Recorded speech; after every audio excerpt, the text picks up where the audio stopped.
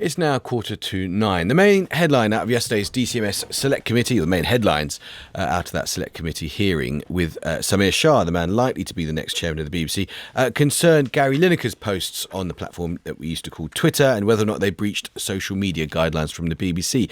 But there was another interesting and important story, and it's this. Did a member of the BBC board attempt to influence the government so that it appointed a particular Conservative politician to be the next chairman of Ofcom? Ofcom regulates the BBC, of course. That's an allegation that is in Nadine Dorry's recent book, The Plot. And it goes like this. She says that Sir Robbie Gibb, a non-executive director of the BBC, who used to work at the BBC running political programmes, then left to work for Theresa May and is now a non-exec on the BBC board, met with her to make the case for Stephen Gilbert, a Tory lord, to be the chairman of Ofcom. If that did happen, it's worth saying it didn't work because the chair of Ofcom is Lord Grade, Michael Grade. He got that job after a very long process in which other candidates, including Paul Dacre, the editor-in-chief of the Daily Mail titles, was interviewed. Let's just hear that moment from the Select Committee yesterday when Samir Shah, as I say, the likely next chairman of the BBC, is being interviewed is being asked questions by Kevin Brennan. I know nothing of this story. I have no evidence in front of me. I don't know. I can't make a judgment call on... Okay.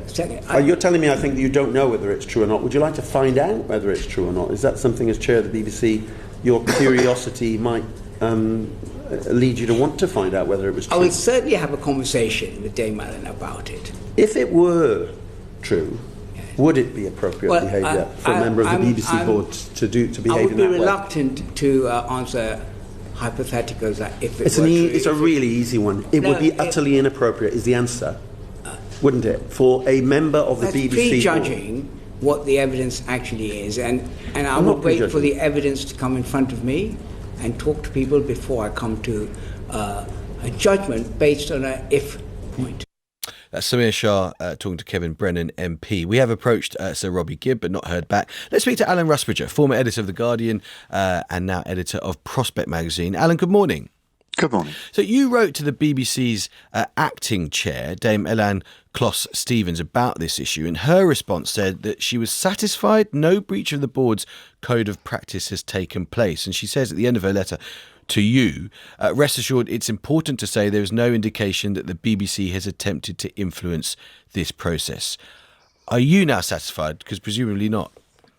There are two things wrong with this story. One, and I think we can take it the story is true because I've given 8 different people the chance to deny it. No one has. So I think it's true that Robbie Gibb, as a BBC director, tried to fix the chair of the regulator, which is just completely improper. So that's clearly wrong. But the BBC's response has been really woeful. I tried doing what journalists should do, which is to fact check their story, and got nowhere. The BBC just wasn't interested in engaging at all. And so I wrote to the acting chair, as you say, Dame Ellen, who said, well, I've asked Robbie and he says it's not true. That was the end of the matter. So it's the original sin, and what looks very much like a cover-up. On the question of it being improper, if it is the case, as you say, it's not been denied yet, that a BBC board member did advocate for a particular individual to become chair of Ofcom, the regulator, can you just spell out why is that A, unusual, and B, improper in your view? Well, the BBC is the regulated party and Ofcom is the regulator. So in any walk of life, any industry, for somebody on the regulated party to try and influence who becomes the regulator is clearly improper.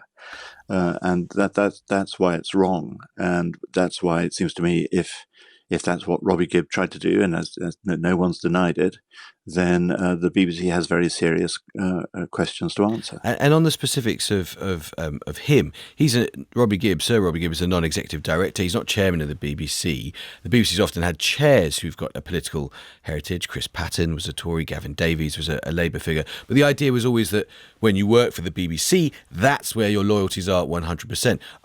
Is one of the things you're writing about and concerned about that isn't happening in this case, that you, in effect, with a particular individual have split loyalties? Of course, an individual we'd love to speak to about this issue, but is that your concern? Well, there were further questions that were asked of Samir Shah yesterday about various other allegations about Sir Robbie Gibb and his alleged interference with BBC programme making and appointments But that was not the main point of my focus. I mean, the Nadine Dorries book goes on to make the shocking allegation that she ignored both Gibb and the other Downing Street aides he was obviously working in concert with.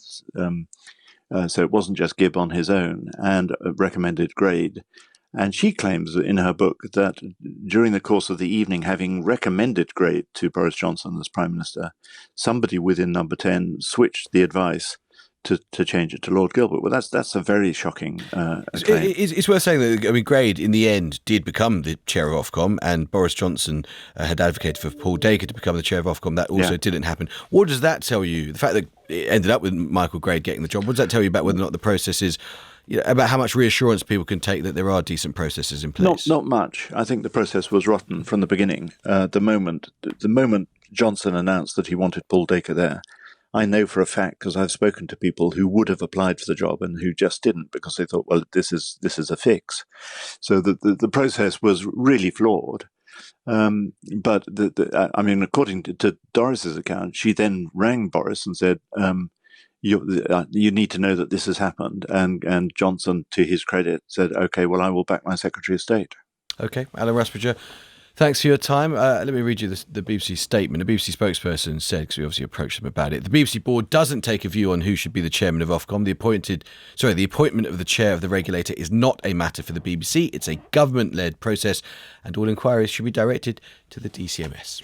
8 minutes to 9. Important.